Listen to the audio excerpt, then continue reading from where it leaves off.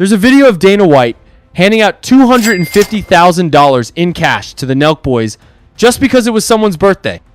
Meanwhile, actual UFC fighters are out here begging for sponsorships, sleeping on gym mats, and splitting $50,000 bonuses like it's a group project. So here's the question that no one seems to be asking out loud. How does Dana White really make his money? Because it's not just from fights. Not even close. You start digging, and suddenly it's not just pay-per-view numbers and ESPN deals. It's deals with some shady people you don't want to be seen with.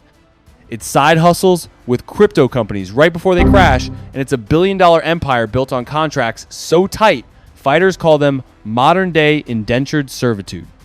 This isn't a sports doc. This is a business thriller with cauliflower ears. And today, we're going to figure out what the hell Dana White really does and who he might really work for.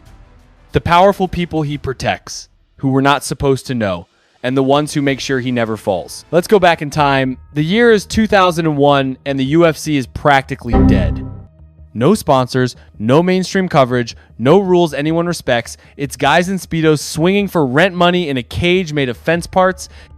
Enter Dana White, a loudmouth boxing manager with a shaved head and a flip phone. He's not rich, he's not famous.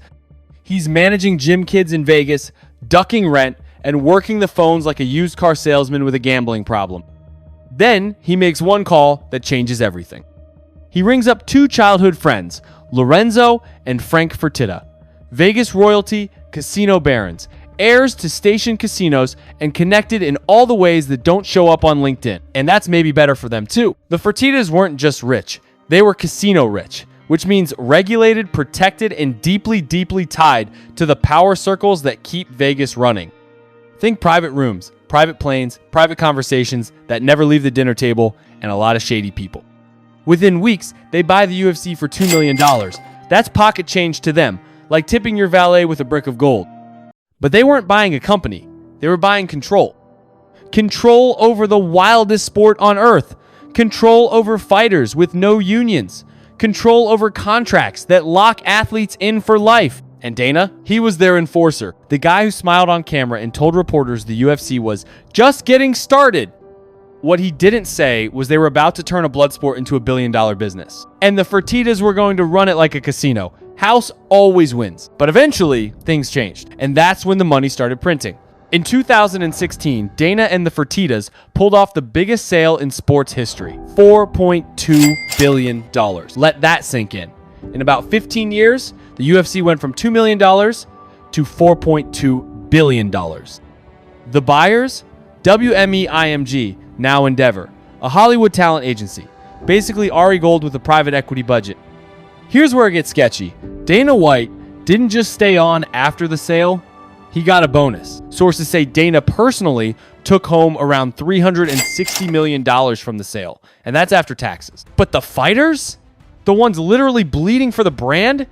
They did not get anything. Not a cut, not a whisper. Fans started asking, is the UFC just a monopoly with PR? Is Dana the face of a billion-dollar cartel? Because think about it. The money goes up, the pain stays down, and it's not an accident. The UFC is worth billions. It has ESPN deals, crypto sponsors, global reach, yet most fighters still live like broke college students with six-packs. Dana's attitude? If you don't like it, don't fight. The result? A culture of fear. No unions, no leverage. You speak out? Your next fight is in Uzbekistan on Fight Pass. Even guys like Francis Ngannou had to walk away. And here's where it gets wilder.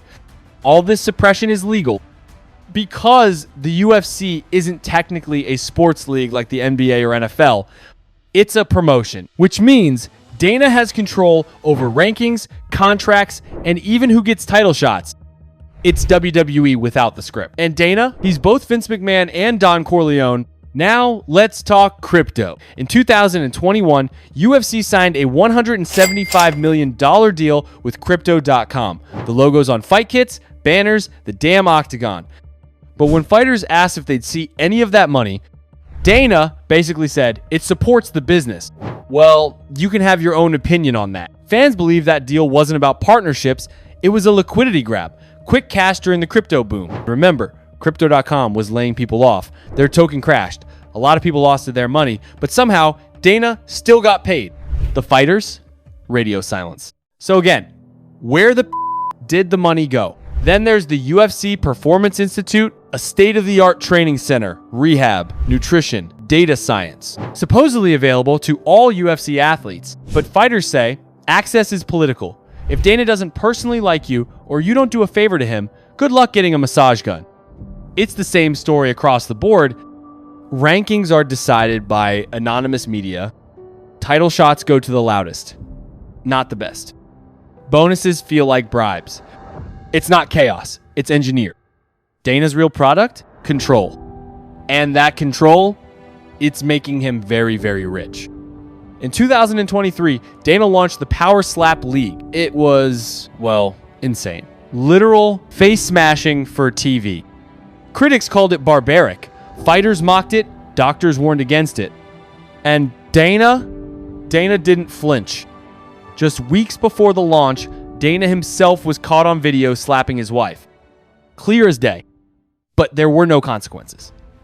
No suspension, no firing, no lawsuit.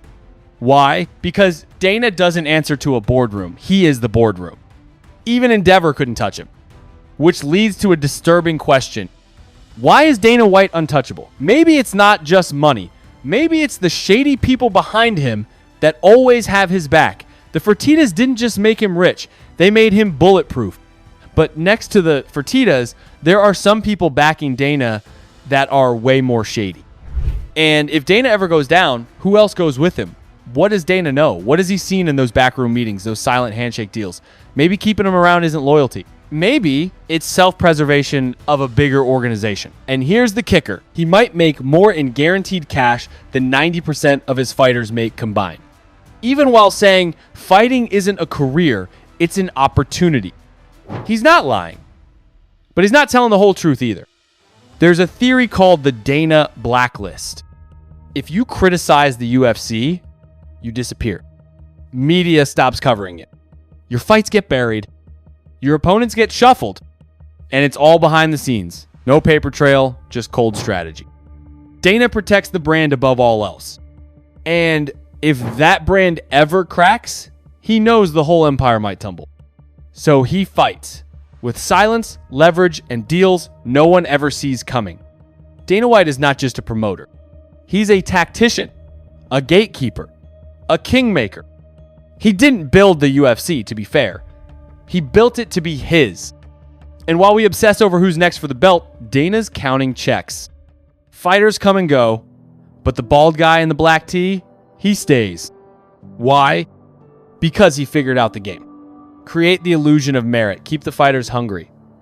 Own the platform. And make sure that everybody eats, but just not too much. So, the answer to how Dana White actually makes his money? By making sure you're too distracted by blood to notice the shady and dark business behind it. Let us know in the comments what you think. Is Dana White a genius, a villain, or just a very lucky guy with even smarter friends? And if you like this video so far, please hit subscribe. We upload videos like these every week. Here's something else worth thinking about. Even if Dana White walked away from the UFC tomorrow, he'd still be rich for life. He's built equity, not just in the company, but in the culture. He's woven into every highlight reel, every PPV promo, every behind-the-scenes beef. He doesn't just run the UFC, he is the UFC. And that's a terrifying level of brand fusion. No one man should have all that power. But Dana took it, wrapped it in a tight black tee, and flexed it for 2 decades. Behind that raspy voice and F-bomb laced sound bites is a strategist who's mastered attention economics. The louder the controversies, the more you talk about him. And the more you talk, the more he earns. It's not a scandal if it sells tickets. It's not a failure if it trends. And maybe that's the final twist. Dana doesn't need to win the fight. He just needs to own the cage.